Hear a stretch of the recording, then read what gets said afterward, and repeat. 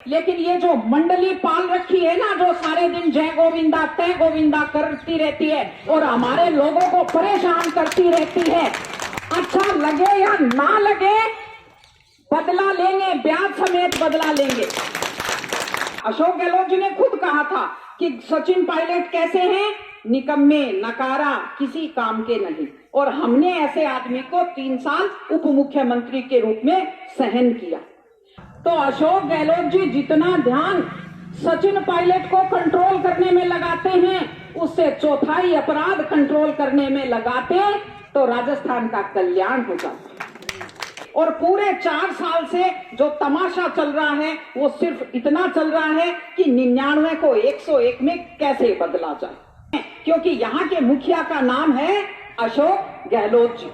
महेश जोशी तो कोई मंत्री नहीं है, अफसर उनकी नहीं सुनते, ही जस्ट ए रबर स्टैम्प, और उनको हम सहन कर रहे हैं। नरोदड़ा गांव वैसे काफी जागरूक गांव है।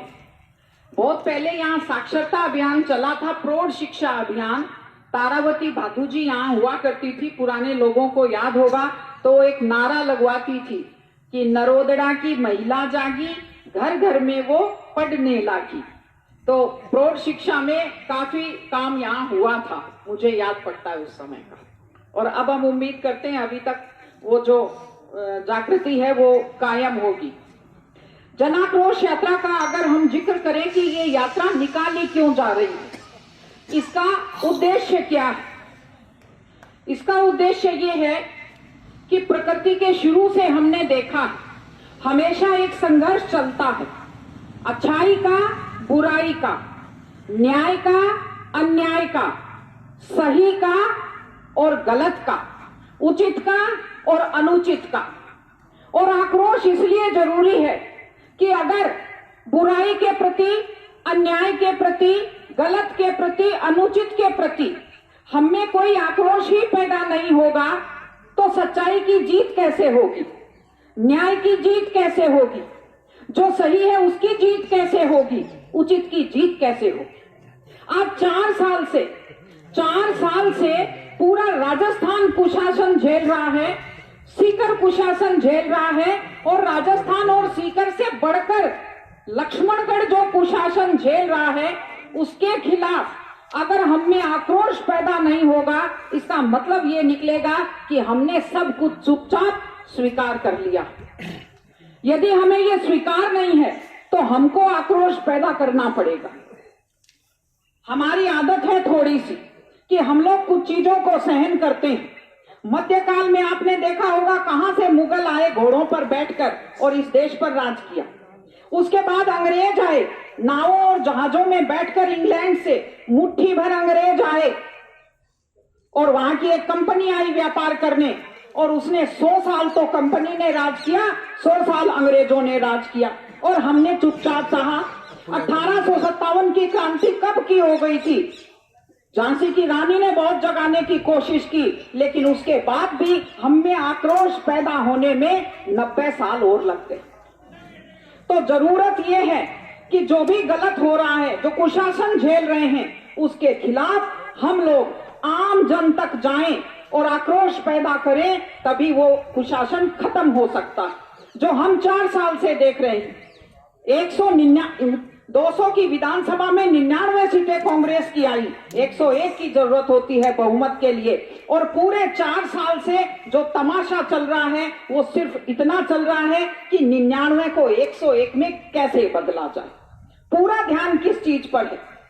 सरकार कौन चलाता है, परिवार कौन चलाता है? मुखिया चलाता है। भारतीय जनता पार्टी की सरकारें केंद्र में अच्छी इसलिए चली क्योंकि मुखिया थे एक समय अटल बिहारी वाजपेयी जी।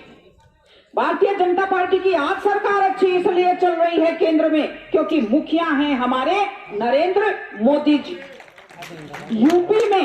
यूपी में आज अपराधों का नाश और अपराधियों का नाश इसलिए हुआ है कि क्योंकि वहां के मुखिया का नाम है, कौन है यूपी में? योगी जी। और राजस्थान में अपराधों में हम 1 नंबर इसलिए हैं क्योंकि यहाँ के मुखिया का नाम है अशोक गहलोत जी। गृह मंत्रालय उनके पास है, लेकिन उनके पास समय नहीं है गृह मंत्री के रूप में काम करने का। इसीलिए ये इतना शांत प्रदेश था, वो क्राइम कैपिटल ऑफ इंडिया बन गया, अपराधों में 1 नंबर बन गया। बसपा के एमएलए, निर्दलीय एमएलए, खुद की पार्टी के एमएलए एक को मनाते हैं, दूसरा रूठ जाता है। और खुद ने कहा, अशोक गहलोत जी ने खुद कहा था कि सचिन पायलट कैसे हैं, निकम्मे, नकारा, किसी काम के नहीं। और हमने ऐसे आदमी को 3 साल उप मुख्यमंत्री के रूप में सहन किया। गुडा जी ने क्या कहा था शांति धारीवाल जी के बारे में, जो इतने वरिष्ठ हैं कि इनकी प्लेटें सरकी हुई हैं और उनको हम सहन कर रहे हैं इतने दिन से। दिव्या मदेरणा जी ने कहा कि महेश जोशी तो कोई मंत्री नहीं है, अफसर उनकी नहीं सुनते, ही जस्ट अ रबर स्टैम्प, और उनको हम सहन कर रहे हैं। इस सरकार को हमने बहुत सहन किया है।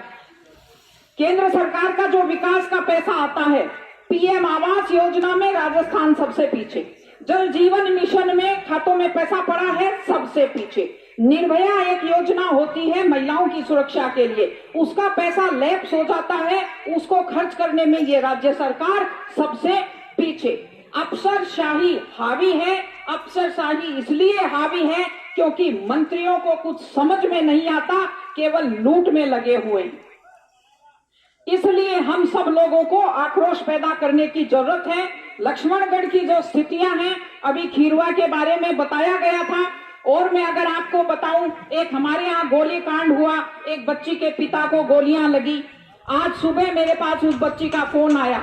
पहले उन्होंने आश्वासन दिया था कि मेडिकल फीस का प्रशासन इंतजाम कर देगा, आज वो कलेक्टर से मिली और जैसे खीरवा में उस परिवार को 10 लाख देने से मना किया, वैसे उन्होंने अभी फीस का इंतजाम करने से कलेक्टर साहब ने, उस बच्ची मोनिका, आज सुबह मेरे पास फोन आया था, कलेक्टर बोली मुझे कलेक्टर साहब ने साफ मना कर दिया, हम कोई फीस का इंतजाम नहीं करेंगे।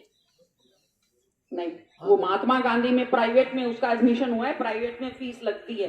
अभी सुबह अभी फोन आया मेरे पास, मैं जयपुर से आ रही थी, रास्ते में थी। तो ये हालात है। पूरा ध्यान किस पर है?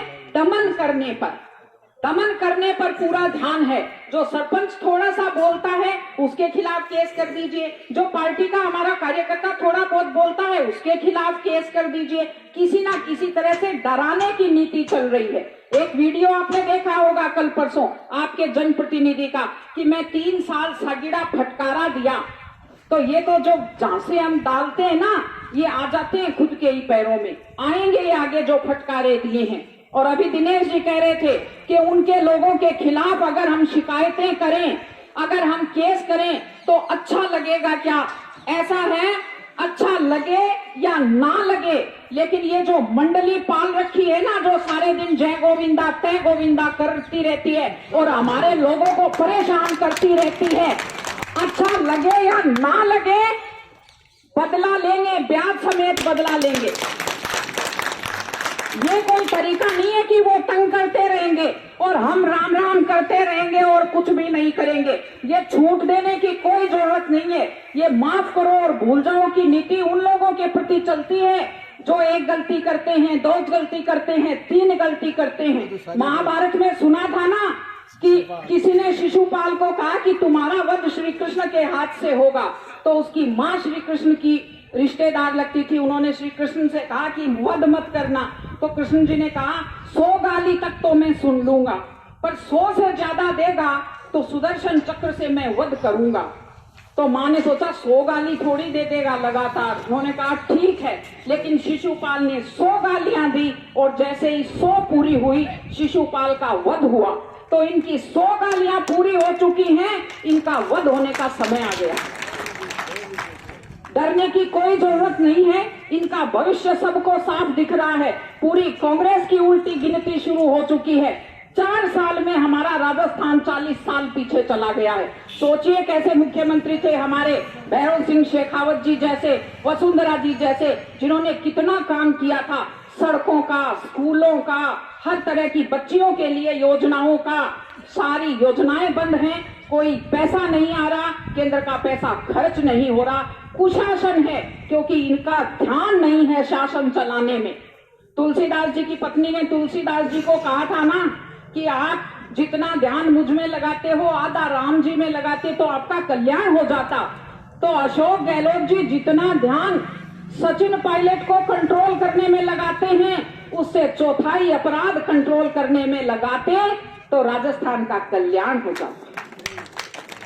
तो इसलिए आप सब लोग जाएं, घर घर जाएं, हर दरवाजे पर दस्तक दीजिए, हर व्यक्ति के दिमाग पर दस्तक दीजिए, इस कुशासन के बारे में बताइए और हर व्यक्ति में ऐसा आक्रोश जागना चाहिए कि जैसा गुजरात में कांग्रेस का परमानेंट इलाज हुआ है वैसा परमानेंट इलाज राजस्थान में करेंगे। इस बार ऐसी जाएगी कि वापस कभी नहीं आएगी। आपने हम सबको स्नेह सम्मान दिया, हमारी बात को सुना, बहुत बहुत